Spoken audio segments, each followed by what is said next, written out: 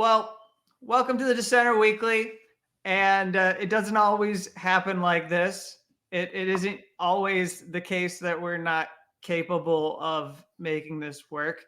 But Brian is here to help me, and I really thank him. Why don't you tell the lovely people who are here and then anyone else who stumbles on this video what they can do? You have the housekeeping items that we share every single week. Yeah, absolutely. Thanks everybody for joining. This is independent media. You get to see, all the bumps and bruises, but really appreciate everybody for sticking with us. Just a reminder to make sure that you are subscribed wherever you're watching so that you can get updates and you can find out when we publish new articles and things like that.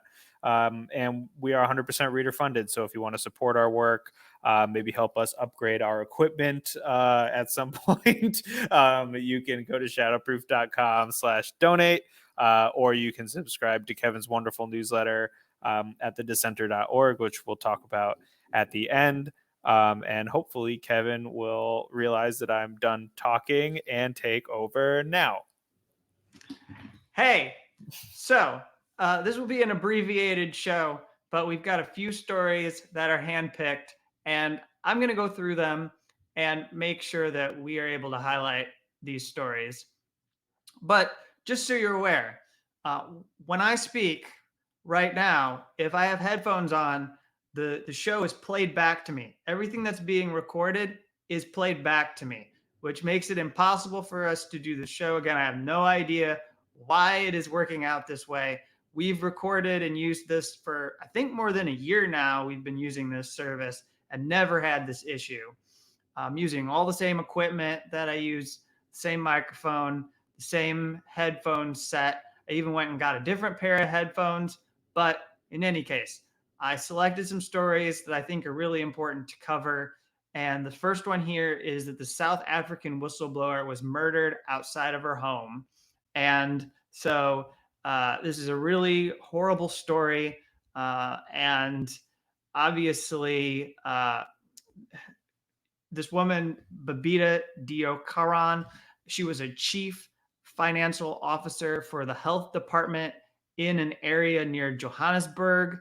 She was murdered, and the weekly South Africa newspaper Sunday World reported that Babita died in a hail of bullets outside her home in the south of Johannesburg shortly after dropping her teenage daughter at school. This was on August 29th. There were 7 suspects that were arrested in connection with her death. One of them was later found to they couldn't connect at least the 7th suspect or one of the 7 suspects to her. But this has been described as a well-planned professional hit orchestrated high up in the echelons of government. So some kind of a conspiracy carried out to murder this whistleblower. And she was involved in the Department of Finance. She was receiving death threats way before this time. She had been instructed not to pay suppliers whose submissions were not in order, according to one anonymous colleague. Her efforts to bring accountability to procurement contracts in the health department where she worked sparked death threats. She was flagging problems with the government spending on personal protective equipment for the response to the COVID-19 pandemic. So you've got companies that are profiting off of the crisis.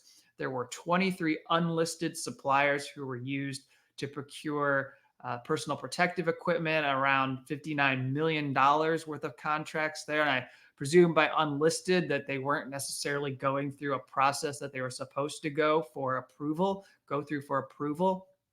And it says in the article that the killing of whistleblowers has become the norm in South Africa, with little consequences for the murderers and their handlers.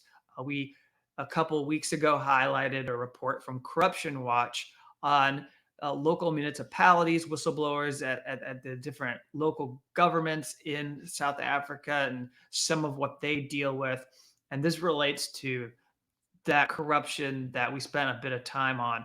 I mean, here, someone is actually been murdered as a result of their work in doing, this day to day of challenging the status quo of corruption in government, and it's really tragic. I know that the president of South Africa actually did condemn what took place, but it's systemic, and it definitely seems like this is something that um, brings out and shows warts and all what life is like at the political level and within government in South Africa. So, Brian, just go to the next one, and we'll keep going to this next article. This is about this comes from Whistleblower Network News, and if you're not following Whistleblower Network News, this is a project of the National Whistleblower Center, and they've got some good updates, a good resource for updates on whistleblower stories, and this involves PricewaterhouseCoopers and someone named Mauro Bota, who was an auditor who blew the whistle on the firm's cozy relationship with its clients, according to Jeff Schweller. And the whistleblower retaliation case ended up not working out in this person's favor. Mauro was ruled against by the judge at the Northern District of California, and determined that there was that Bota did not qualify for whistleblower protections and did not prove that PricewaterhouseCoopers had violated any laws. I'll just go ahead and read the summary here. Bota was an auditor for PricewaterhouseCoopers for nearly 20 years. In 2016, he submitted a whistleblower disclosure with the U.S. Securities and Exchange Commission alleging that PricewaterhouseCoopers willingly overlooked clients' accounting mistakes and shortcomings in internal controls in order to retain business. And in challenging their practices, Bota was removed from the audit. And again, he was taken off. He was no longer able to be involved because he was challenging practices at PricewaterhouseCoopers. So he alleged whistleblower retaliation. He did so. He believed he was doing so under the anti-retaliation provisions of Sarbanes-Oxley Act, which is this law that is supposed to protect people, especially in corporate settings. But it's disappointing, very disappointing. He told Whistleblower Network News that the decision contains several factual errors in his opinion. I believe it demonstrates that the firm's well-paid attorneys and not the facts are what often determines a judge's decision. My case also demonstrates the real culprits are at the SEC, which ousted me instead of protecting me, and at something called the Public Company Accounting Oversight Board, which is allegedly investigating my claims but has done nothing, and Congress, which has members who collect accolades about whistleblower protection but do not respond to whistleblowers when they want a hearing or support. This reveals some dark stuff about the way whistleblowers struggle. Just even when they allege that they were retaliated against them, we're not really even talking about exposing something to the public. This is someone internally challenging the practices of a business. So go ahead. We'll go to the next story. We're speeding along here. The Environmental Protection Agency has been accused by public employees for environmental responsibility of illegally destroying internal records.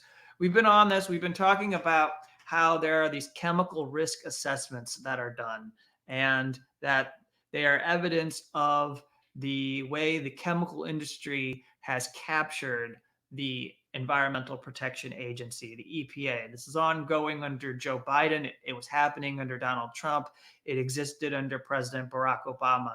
And we've been looking at the different revelations from whistleblowers that have come forward, who Peer is representing.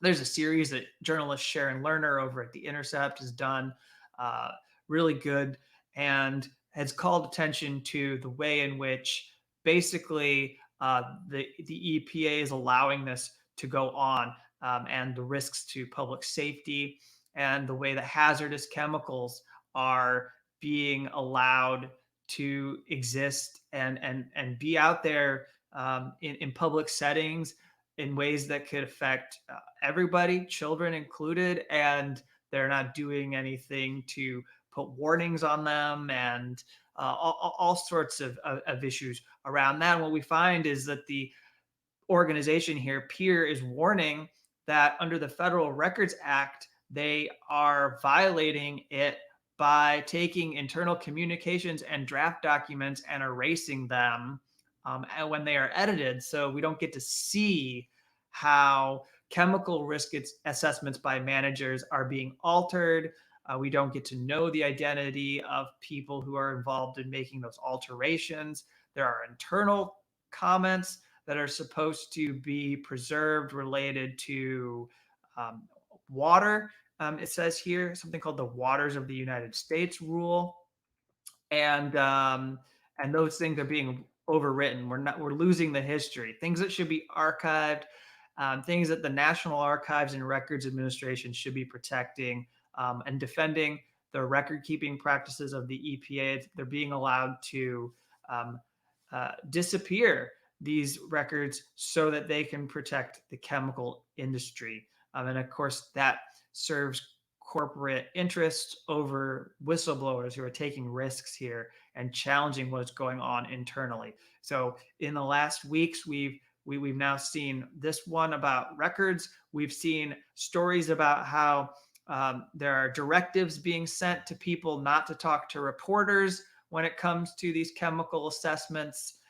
And then we've also heard from whistleblowers themselves warning that these chemical risk assessments are being doctored, that they're being forced to alter them in order to comply with the chemical industry that is interfering in the work of the EPA. So we have one more, not that one, we did that last week. That's I don't think there's any more banners. So that's it for those stories, but there's a few things just to cover quickly. I'd like to flag the story that is very comprehensive on Terry Albury, the FBI whistleblower. He revealed this information related to the way the FBI was profiling communities and the way they recruit informants. He's from Minnesota, and he was prosecuted under the Espionage Act and sentenced to multiple years in prison. This happened under President Donald Trump. He's one of the main cases of the, when you look at the war on whistleblowers as it unfolded under President Donald Trump. This story that was done by the New York Times. Let me pull this up. So the story by the New York Times that was done highlighted why he was drawn to blow the whistle. It goes through him making the decisions about what to disclose.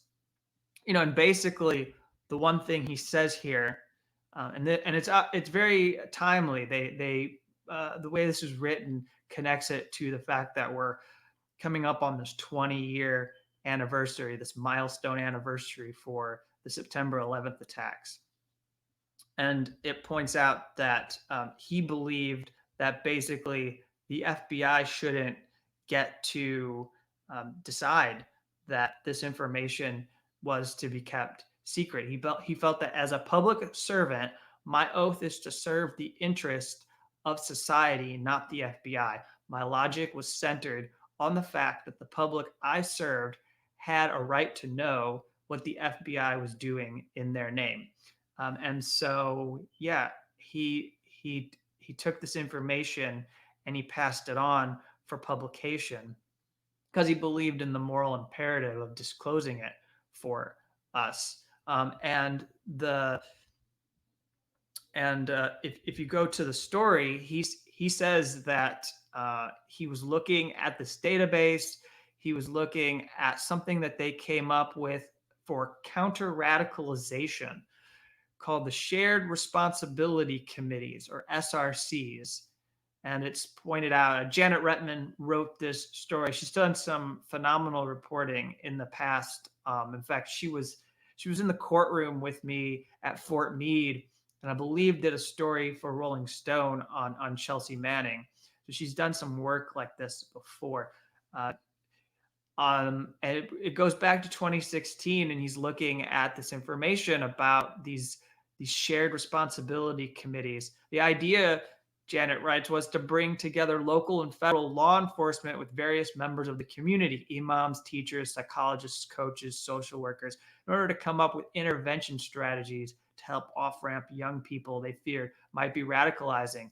Albury had read about the program in several articles that raised the issue of whether SRCs were simply a way to grow the FBI's informant network under the guise of countering violent extremism.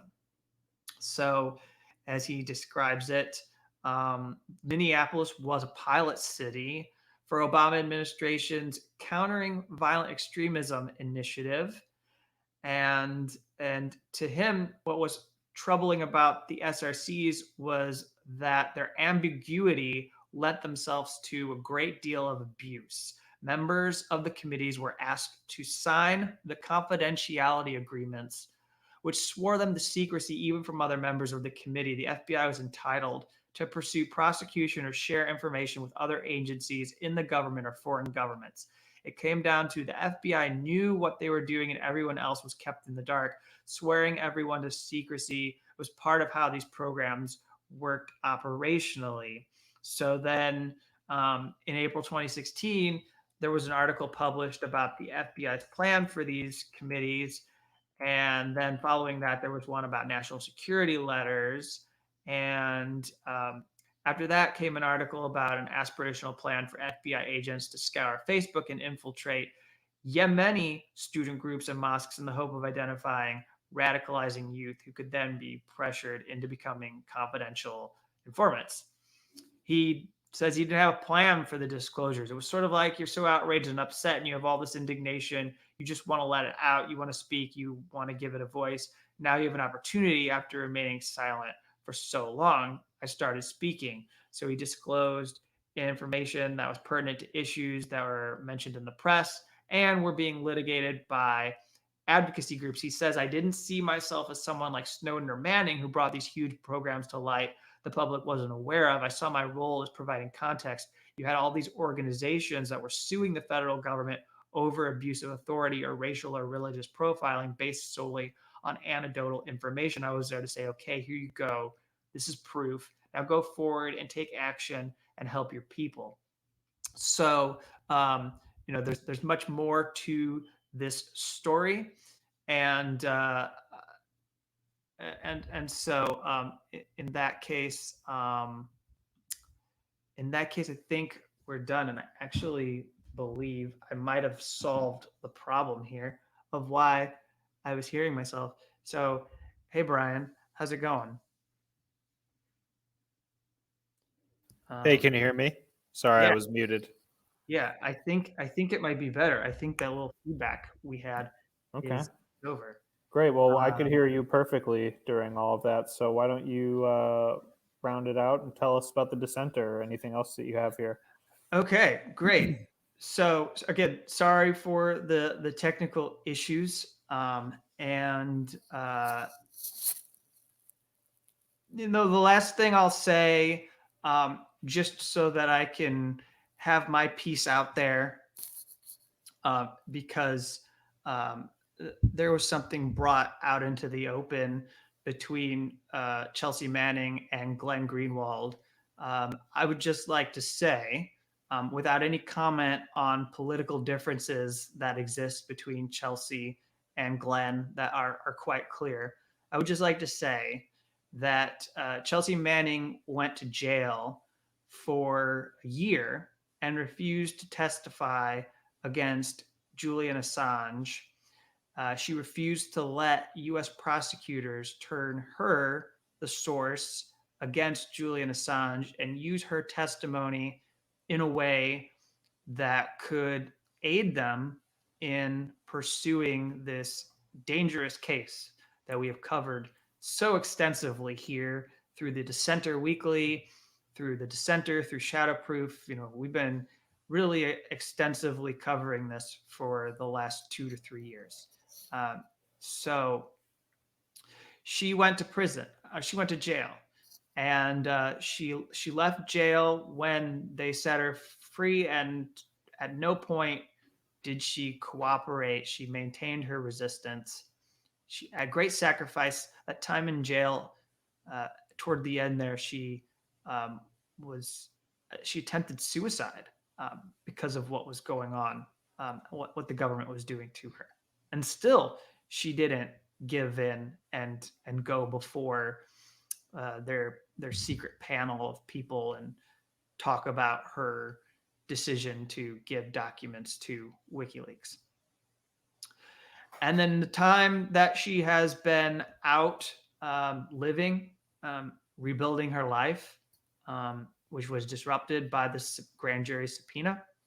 She's done a number of interviews, and in none of those interviews has she taken the opportunity to trash Julian Assange and say what she really feels about him, or add anything that would help the U.S. government divide people by pitting a source against a publisher. And she hasn't endorsed this political case. And I don't think that if she is reconsidering or has regrets about giving documents to WikiLeaks, that makes her someone who is trashing WikiLeaks or Assange. I think it's just a statement about the media landscape. And so far as I can tell, she said that if Ken Klippenstein was around 10 years ago, she probably would have given the documents to Ken. But that's not the equivalent of saying she hopes Julian Assange rots in jail. Or it's not a statement of betrayal. I don't think it's a nefarious statement for her to say something like that. And I doubt that Julian Assange's own people would see that as a form of betrayal either. And so I would just ask people to think of all that she's done. It's more than most people have done. And in fact, when she was called to do it, when she was called to actually stand on her principles in a way that counts for Julian Assange, she did it. And she owes nothing more to Julian Assange. And I doubt that Julian Assange believes that she owes anything additional to him. I doubt that Stella Morris and others around him believe that Chelsea owes anything more to him.